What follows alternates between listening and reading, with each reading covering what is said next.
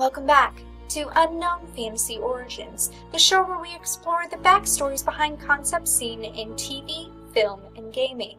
Viewer discretion is advised. Stories from the real world are more disturbing than they appear on TV. In the previous episode of UFO, I talked about the real-life stories portrayed on the popular TV show American Horror Story Season 3. In this episode, we're going to look at Season 4, Freak Show. Freak Show focuses on a cast of characters part of a freak show in Jupiter, Florida. While the show struggled for an audience, a killer clown started murdering residents, putting a dark spotlight on the circus. Twisty the Clown stunned the real audience with his horrifying appearance and backstory. But Twisty was all too similar to another famous clown in history, Pogo the Clown.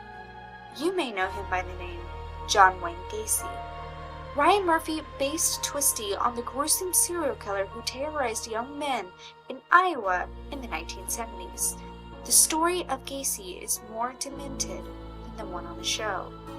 Let's take a look at who was behind the persona of Pogo the Clown.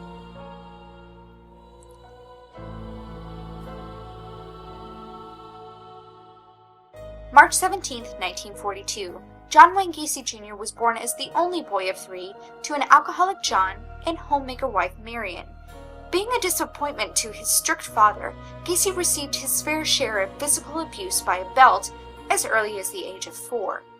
Verbal abuse, calling him stupid and comparing him to his sisters, caused a difficult childhood. For instance, when he was 6, he stole a toy from a store. His mother made him return it with an apology. Once his father found out, he attacked Gacy. His mother protested, causing the father to call him a mama's boy who would probably grow up queer. He was beaten again a year later when he was caught with a friend fondling a young girl, and it wasn't long before a family friend began to molest him. Gacy never spoke up about the family friend because he was afraid of what his father would say. He was bullied in school because of medical conditions that put him in and out of the hospital for many years. Although this weakness brought more turmoil from his father, Gacy never fought back against him. Once Gacy turned 18, he became involved with the Democratic Party. He even got a car from his dad that he had to make payments on, but there was a catch. His father would often take the keys away if he didn't do what he said. Gacy tried using an extra set of keys only to have his father remove the distributor cap for 3 days. Once it was returned, he fled to Las Vegas, where he worked with an ambulance service, later becoming a mortuary attendant. Unable to afford a place to live, he slept on a cot behind the embalming room. Lonely one night, he snuck into a coffin with a dead teenager and held and caressed the body until he realized with a start what he was doing. Freaked, he called home and drove back to Chicago. He enrolled in college and graduated. He soon met Marilyn Myers and married her. Gacy joined the JCs, which gave young men the opportunity to develop leadership skills. He worked hard and did extremely well. Gacy became the VP of the JCs and number 3 most outstanding JC in Illinois. This also led to his second homosexual experience. He got one of his fellow JCs drunk and performed oral sex on him. An impeccable job offer from his wife's father brought him to Iowa. He joined the JCs there and worked tirelessly for both organizations. This part of his life brought him 2 children and an apology from his father, who said, "Son, I was wrong about you. Life was perfect." On the outside. The underground behind this chapter of JC's had wife swapping, porn, drugs, and prostitution. He regularly cheated on his wife and invited men to his basement to drink and make sexual advances on them. If any refused, he laughed it off as a joke until one day, he went too far. Gacy tricked a JC's son to come over to watch porn and gave him drinks. Gacy convinced the boy to give him oral sex. He did this with many boys, sometimes saying he was performing experiments for scientific reasons, giving them $50. The JC's son, however, finally reported him. Gacy was arrested and charged with oral sodomy. For revenge, Gacy sent someone to beat up the victim and mace him so he wouldn't testify. It backfired. The victim reported it, the attacker was arrested, and assault was added to Gacy's charges. This led to Gacy receiving a psych evaluation. He was deemed mentally competent. Gacy was sentenced to 10 years in prison, causing his wife to divorce him. When Gacy received parole for good behavior after only 18 months, he moved back home with his mother. He was soon charged with sexual assault, but since the boy didn't come to court, the case was dismissed, his parole ended, and his records were sealed. Gacy bought a house at 8213 West Summerdale, which became the infamous location in which his future murders would take place. He became engaged to Carol Hoff, and before the wedding, a boy went to the police, saying Gacy had flashed a sheriff's badge to force him to perform oral sex. Using blackmail, the charges were dropped. A trip to Florida led Gacy to rape a fellow employee in the hotel room. The boy confronted Gacy in his front yard and beat him. Gacy claimed that it was over not paying the boy for bad work. After this confrontation, he became active in the community, hosting parties and participating in several organizations, including the Jolly Joker Club, whose members dressed as clowns to perform in events.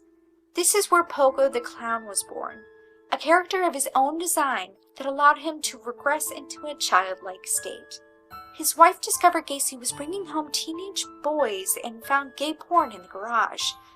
Gacy told her he was bisexual and he would never sleep with her again.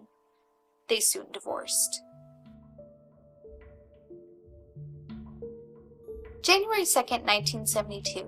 Gacy picked up Timothy McCoy from a bus terminal, taking him sightseeing around Chicago. He told the boy he could crash at his place. Gacy awoke to see the boy standing in his doorway with a kitchen knife. Gacy wrestled him to the ground, stabbing him in the chest repeatedly. In the kitchen, Gacy discovered Timothy had made him breakfast and had gone to wake him. The surprising thing for Gacy was he realized he had orgasmed as he killed the boy. Death was the ultimate thrill. He soon strangled another boy, storing him in the closet. This is where he started stuffing the victims' mouths with rags or their own underwear because the bodies would leak fluid and stain the carpet. Following his last divorce, something changed in Gacy.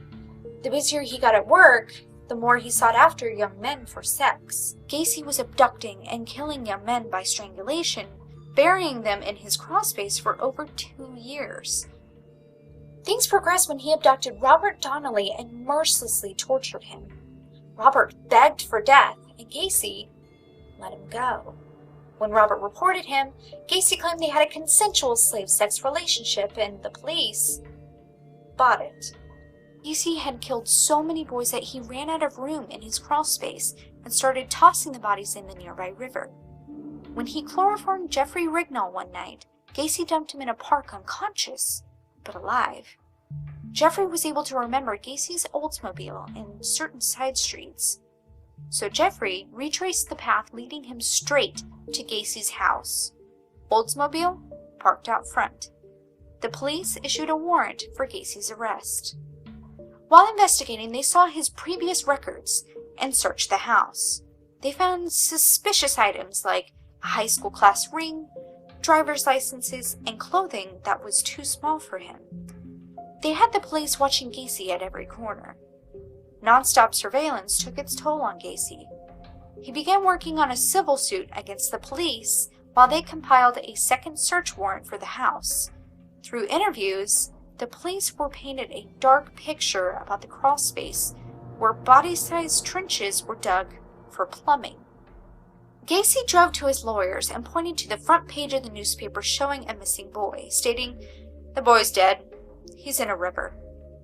He rambled a detailed confession for hours before falling asleep. When he awoke, he dismissed the confession and left.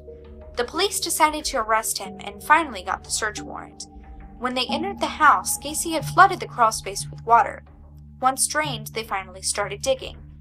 They found flesh and an arm bone. Finally in police custody, Gacy confessed all. He even drew a map to all his victims' locations. 26 boys were in the crawlspace, 1 in the garage, 1 in the dining room, and 5 found near the river. After recovering the bodies, they demolished the house. They were all between the ages of 14 and 21, strangled and suffocated, and were so decomposed they could only be identified by dental records. Gacy was charged with 33 murders in February 1980. 300 hours were spent testing whether he was sane enough for trial. Despite his lawyers trying to prove him insane, the judge didn't agree. The jury was decided in less than 2 hours. Gacy was found guilty and sentenced to death. He remained on death row for 14 years. Meanwhile, he took up painting, many which were of Pogo the Clown that he sold to bring joy to people's lives. May 9th, 1994, John Wayne Gacy headed to the chamber to die. His last words were, "Kiss my ass." His brain was removed to be examined to isolate common traits between sociopaths.